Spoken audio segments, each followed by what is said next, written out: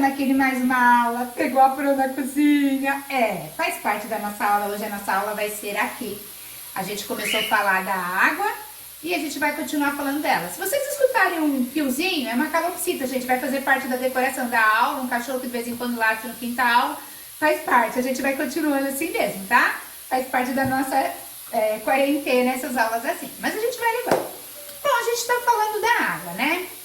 A gente vai pensar na água. Quando a gente pensa na água, a gente pensa nesta água. A água no estado líquido. Parece que só existe essa? Não, gente. Eu vou ter aqui a minha água no estado sólido. Ó, quase eu errei. No estado sólido, ó. Por que será que a água do estado líquido se transformou em sólido? E aqui também tem água, gente. Gente, só que ela está na forma gasosa. Eu não a vejo. Como é que eu sei que ela existe, Pro? Dá uma olhada aqui nesse copo aqui, ó. Tá vendo que ele tá molhado? O que acontece? Esse processo aqui chama-se condensação. Por quê? No ambiente tem água.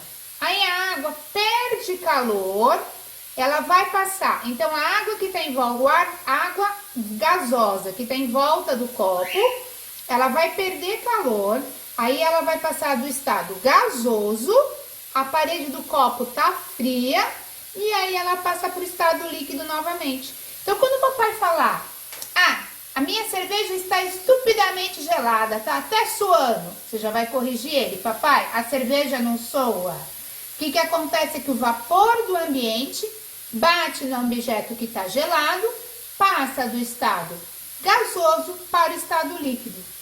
Pro, então as coisas mudam de temperatura? Mudam de temperatura. Quais são os fatores importantes que eu preciso para mudar de temperatura? Olha aqui que a professora pôs aqui, ó. Calor. Esse calor veio aqui no meu fogão. E aqui, ó, o que a mamãe usa isso aqui? É a panela de pressão. Então, quando a pressão aumenta, o estado físico também. Ou eu aumento a pressão, ou eu diminuo a pressão. Isso também altera o estado físico, tá? Se eu aumentar a pressão, eu posso passar para o estado gasoso. Se eu diminuir a pressão, eu posso passar para o estado líquido. Então, o que acontece? Se eu mudar esses dois fatores, temperatura e pressão, eu consigo mudar o meu estado sólido de líquido para sólido e consigo fazer de líquido para gasoso. Só mudando pressão e temperatura. Vamos dizer assim, ó. Se eu pego a água líquida, diminuo a temperatura, ela vai passar para o estado sólido. Se eu pegar essa água líquida e aumentar a temperatura, ela vai passar para o meu estado gasoso. Então, esse fator temperatura e pressão muda. E isso, às vezes, é uma coisa natural. Olha só, o gelo já está derretendo. Esse processo que está aqui no gelo, o que aconteceu? Quando eu passei da água líquida para a água sólida, eu solidifiquei a minha água. Agora, esse processo aqui que a água está do sólido, ele está passando para o líquido aqui, ó. A aguinha aqui, ó, vai cair a gotinha, ó. Opa! O que acontece? É a minha fusão. Qual é o ponto exato que isso ocorre? O ponto exato é aquele que ou eu vejo as bolinhas da água quando ela tá fervendo, ou quando eu ponho o dedo assim no gelo e ele a quebra e afunda. Isso aí quer dizer que eu já tô chegando na temperatura da mudança da água. A partir dali, ela vai continuar esse estado. A Pro aqui também pôs um outro detalhe. Além dessa mudança de estado, que a gente viu da condensação para a evaporação, condensação tá aqui, ó, tá vendo, ó? As gotinhas de água que transformaram a água gasosa em água líquida. Mas a Pro pôs um outro motivo para você ver. Minha frigideira tá fervendo aqui. Então, aqui nesse momento, eu estou produzindo água na forma de vapor, tá vendo o vapor aí? Tá subindo o vaporzinho? Tá aparecendo? Então, o que acontece? Se eu olhar a minha tampa aqui, agora já não tem. A professora vai por aqui, acho que nesse aqui vai ficar mais fácil. Aqui na panela, a gente já está visualizando o vapor acontecendo. O que vai acontecer? A minha água, ela passa do estado gasoso, encontra a parede que estava fria, e tá vendo as gotinhas? Ela voltou a ser líquida. Por quê? Porque a tampa estava mais fria do que em relação ao objeto. Por isso que fez. Aqui já não estava mais. Por quê? Porque a tampa já estava quente. Então, ela não consegue. Aqui, como eu tinha acabado de colocar a tampa, eu consigo ver essa mudança do estado gasoso, que ela tá ali fervendo, para o estado líquido. Por que isso está acontecendo? Porque aqui ela tá perdendo temperatura. E aqui ela está ganhando temperatura. Então, quando eu tenho aqui esses estados, o que eu tenho? Eu tenho desse aqui para esse aqui congelando, a minha solidificação. Quando eu tenho deste para este, eu tenho a minha fusão. Quando eu tenho desse para esse, eu tenho a vaporização. E quando eu tenho deste para este, eu tenho a condensação. É o que a gente falou da tampa, ó. Condensação. Passou do líquido para o gasoso, evaporação. Do gasoso para o líquido, condensação. Tá?